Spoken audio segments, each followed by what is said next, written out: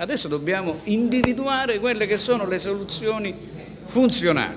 Se Ceggia andiamo a fare il sopralluogo e ci rendiamo conto che lì insomma sono più i problemi che le soluzioni positive, non la possiamo fare, punto e basta. Se invece individuiamo, visto che abbiamo istituito la soluzione ottimale a Ceggia sul piano tecnico, la regione dovesse dare poi l'intesa e il sindaco non può dire no. Dopo i primi 174 migranti arrivati in Veneto e distribuiti nelle varie province, altri 200 profughi arriveranno nelle prossime ore, annuncia il prefetto Domenico Cuttaia.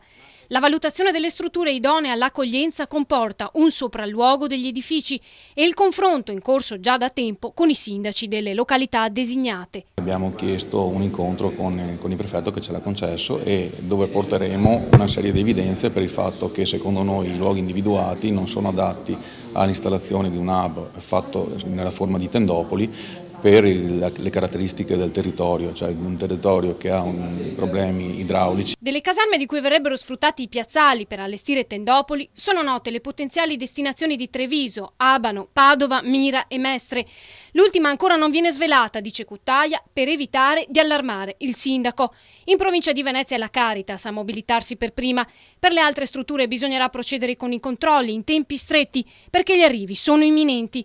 Intanto Meolo, come Ceggia avverte, queste nostre strutture quando piove si allagano e una certa dose di preoccupazione per il diffondersi di epidemie sconosciute si espande fra la gente, forse in parte giustificata.